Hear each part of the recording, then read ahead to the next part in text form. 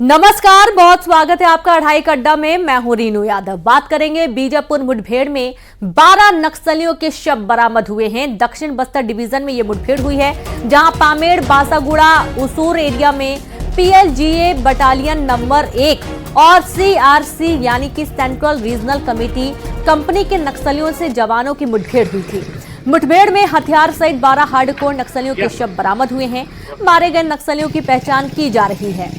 बड़ी जानकारी है बीजापुर से, जहां मुठभेड़ में 12 नक्सलियों के शव बरामद किए गए हैं। दक्षिण बस्तर डिवीजन में ये मुठभेड़ हुई है, तो वहीं पामेड़ बासागुड़ा उसूर एरिया में पीएलजीए बटालियन नंबर 1 और सीआरसी यानी कि सेंट्रल रीजनल कमेटी कंपनी के नक्सलियों से जवानों की मुठभेड़ हुई थी और मुठभेड़ में हथियार सहित 12 हार्डकोर नक्सलियों के शव बरामद हुए हैं।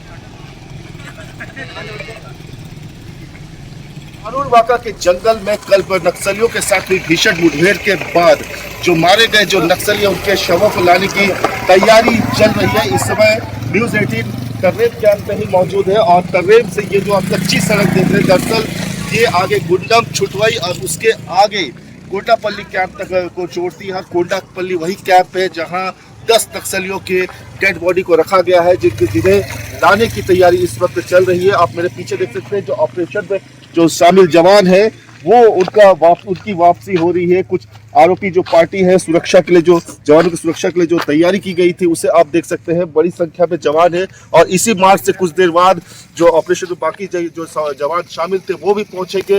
मृत नक्सलियों की डेड बॉडी को भी यहीं से लाया जाएगा, यहाँ से सीधे बीजापुर ले जाया जाएगा, जिसके बाद जो आला अधिकारी पुलिस के वो प्रेस को ब्रीफ करेंगे और किस तरह से मुठभेड़ हुआ, जवानों को कैसे सफलता मिली, इस पर बड़ा खुलासा किया जाएगा।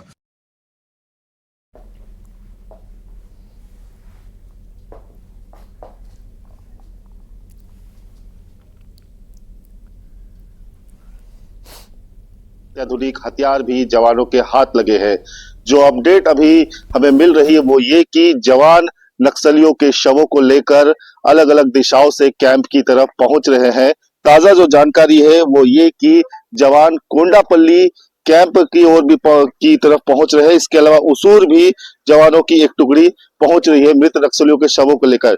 न्यूज़ 18 की टीम इस वक्त बासागुड़ा तर्रेम मार्ग पर ही मौजूद है और आप मेरे पीछे जो सड़क देख रहे हैं, दरअसल यही सड़क कुछ किलोमीटर आगे जाके तर्रेम से होकर कोंडापल्ली को जोड़ेगी और हम न्यूज़ 18 की जो टीम है वो कोंडापल्ली की तरफ ही बढ़ रही है, क्योंकि कोंडापल्ली में लगभग 10 नक्सलियों के शवों को लाया जा रहा है, ये जानकारी मिली है। इसके अलावा जो उसूर है बासागुड़ा के विपरीत दिशा में, वहां 2 नक्सलियों के शवों को लाए जाने की खबर है।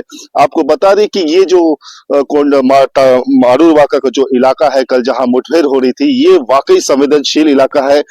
माओवादियों के लिहाज से इंटर स्टेट कॉरिडोर ये पूरा इलाका है, काफी सेंसिटिव इलाका है जहां जवानों ने ऑपरेशन चलाया। 2500 की संख्या रही जवानों की थी, जिन्होंने नक्सलियों की एक बड़ी पार्टी को घेरा था और देर शाम तक लगातार दोनों तरफ से गोलीबारी होने के बाद जवान नक्सलियों पर भारी पड़े और 12 नक्सलियों को मार गिराया गया। एक बड़ी सफलता मानी जा सकती है इलाके के लिहाज से। खबर रायपुर से है, जहां पर आईईडी ब्लास्ट में घायल जवानों से मिलने गृह मंत्री विजय शर्मा अस्पताल पहुंचे और कल आईईडी ब्लास्ट में बीजापुर के 2 जवान घायल हुए थे। बेहतर इलाज के लिए घायल जवानों को रायपुर रेफर किया गया है। बड़ी जानकारी है रायपुर से, जहां पर आईईडी ब्लास्ट में घायल जवानों से मिलने गृह मंत्री विजय शर्मा अस्पताल पहुंचे और कल आईईडी ब्लास्ट में बीजापुर के 2 जवान घायल हुए हैं। बेहतर इलाज के लिए घायल जवानों को रायपुर रेफर किया गया है।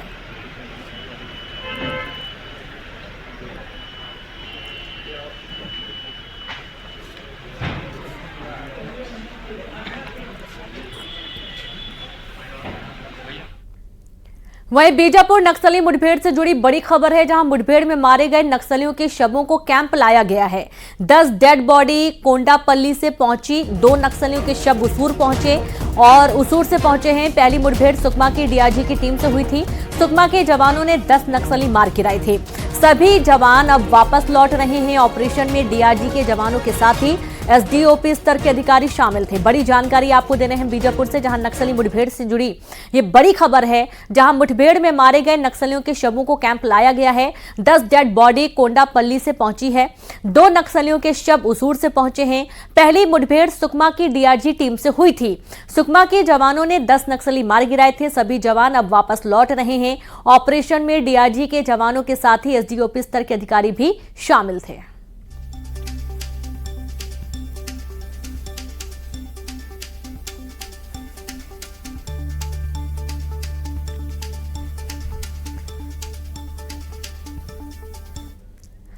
बीजापुर में नक्सली मुठभेड़ पर सीएम साय का बयान सामने आया।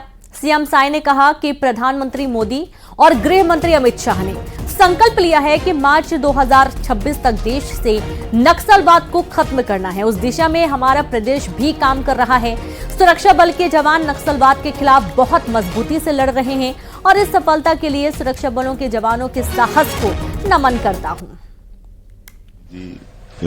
देखिए, हमारे देश के यशस्वी प्रधानमंत्री श्री नरेंद्र मोदी जी एवं हमारे देश के यशस्वी गृह मंत्री श्री अमित शाह जी ने संकल्प लिया है कि मार्च 2026 तक इस देश से नक्सलवाद को समूल नष्ट करना है और उस दिशा में हमारा प्रदेश भी काम कर रहा है और हमारे सुरक्षा बल के जवान नक्सलवाद के साथ बहुत मजबूती के साथ लड़ाई लड़ रहे हैं और कल ही बीजापुर और सुकमा के सरहद में नक्सलियों के साथ मुठभेड़ हुआ, जिसमें हमारे जवानों का करीब 1800 हमारे जवान थे। उनके जॉइंट ऑपरेशन में 12 हार्डकोर नक्सली मारे गए हैं और इस सफलता के लिए मैं अपने सुरक्षा बल के जवानों के साहस को नमन करता हूं, उनको बहुत बहुत बधाई देता हूं।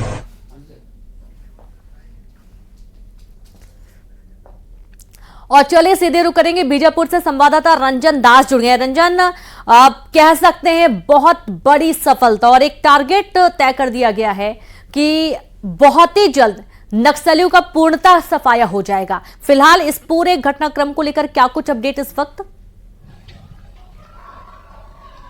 जी देखिए, वाकई कल की जो मुठभेड़ रही निश्चित तौर पर दक्षिण बस्तर में जवानों के लिए एक बड़ी सफलता रही है और इतना ही नहीं बल्कि नक्सलवाद के खिलाफ जो डेडलाइन तय की गई है उस दिशा में जवान हमारे काफी हद तक आगे बढ़ चुके हैं। अगर बात करूं ताजा अपडेट की तो अभी हाल थोड़ी देर पहले ही हमने तर्रेब कैंप से कुछ वीडियोस दिखाए थे दर्शकों को। तो तर्रेब कैंप से सुकमा की जो डीआरजी पार्टी थी उसकी वापसी हो रही है।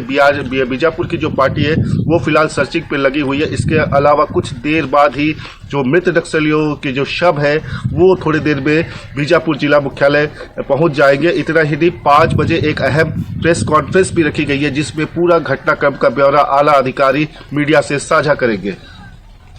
जी बिल्कुल, और जिस तरीके से नक्सलियों को मार गिराया गया है, 12 शव बरामद किए गए, एक बहुत बड़ी सफलता जवानों को मिली है। शुक्रिया आपका रंजन दास तमाम जानकारी साझा करने के लिए।